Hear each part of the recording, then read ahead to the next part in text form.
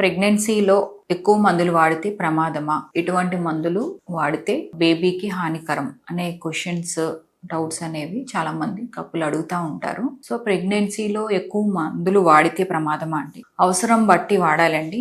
Unnecessary medications maximum ప్రెగ్నెన్సీలో avoid చేయటం అనేది చాలా ముఖ్యం. సో ఒక్కొక్కసారి ట్రీట్మెంట్కి వెళ్ళినప్పుడు, లేదా మీరు ఏదైనా ఐవీఎఫ్ ట్రీట్మెంట్కి వెళ్ళినప్పుడు ఏమవుతుంది అని అంటే, కొంతవరకు సప్లిమెంటేషన్స్తో పాటు హార్మోనల్ టాబ్లెట్స్ అనేవి కూడా పెడతాం. దాన్ని మన ఈస్ట్రోజన్, ప్రొజెస్ట్రాన్ అని అంటాం. సో ఈ హార్మోనల్ టాబ్లెట్స్తో ప్రెగ్నెన్సీ కన్ఫర్మ్ అయితే డెఫినెట్గా దాన్ని కొన్నాళ్ళ వరకు వాడాల్సి ఉంటుంది అనమాట. ఆల్మోస్ట్ 3rd month వరకు అన్న మినిమం కంటిన్యూ చేయాలి, స్లోగా డోస్ తగ్గి. సో దీనివల్ల ఎటువంటి సైడ్ ఎఫెక్ట్స్ ఉండవు. At the same time it is more important అనమాట. ప్లస్ ఇంకేమన్నా మెడికేషన్ వాడితే మాకు ప్రమాదమా అంటే, depending upon the clinical condition బట్టి. ఒకవేళ ఈ ప్రెగ్నెన్సీకి ముందు ఏమన్నా అబార్షన్స్ అవుతున్నాయి రికరెంట్గా అంటే, దాన్ని కొంతవరకు మేము సప్లిమెంటేషన్ అనేది ఇస్తాం. సో ప్రెగ్నెన్సీ నిలబడటానికి ఇంజెక్షన్స్, అలాగే ఇంకా కొత్త మెడిసిన్స్, దాన్ని ఇమ్యూనోమాడ్యులేటర్స్ అని కూడా ఉంటాము, ఫ్లూయిడ్స్ పెడతా ఉంటాము. సో ఇవన్నీ ఏంటంటే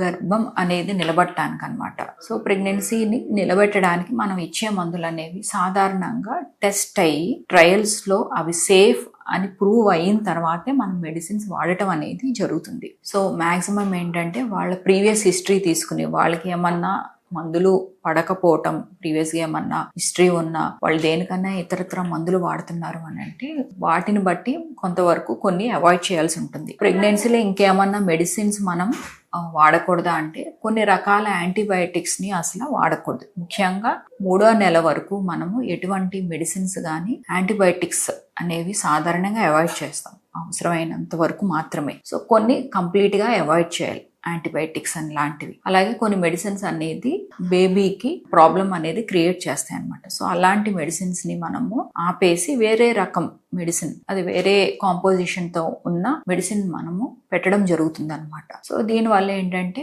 ప్రెగ్నెన్సీ సేఫ్గా కంటిన్యూ అవుతుంది, అలాగే లోపల బేబీ కూడా హెల్తీగా, అవయవాల లోపాలు లేకుండా ముందుకు వెళ్ళటం అనేది జరుగుతుంది. కొన్నిసార్లు ఏంటంటే ప్రెగ్నెన్సీ ప్లాన్ చేసుకునే ముందే స్టాప్ చేసి కొన్ని మెడిసిన్స్ దాని యొక్క కాంపోజిషన్ మార్చి, సో ఒక్కోసారి ఏంటంటే స్పెషలిస్ట్ యొక్క అడ్వైస్ ద్వారా మనం ముందుకు వెళ్ళి, so at the same time ఏంటంటే ప్రెగ్నెన్సీ కన్ఫర్మ్ అయితే వాటి డోస్ పెంచాలా లేదా తగ్గించుకోవాలా, లేదా కొన్నిసార్లు స్టాప్ చేయాలా అనేది రెగ్యులర్ చెకప్స్లో వచ్చినప్పుడు డిసైడ్ చేయడం అనేది జరుగుతుంది.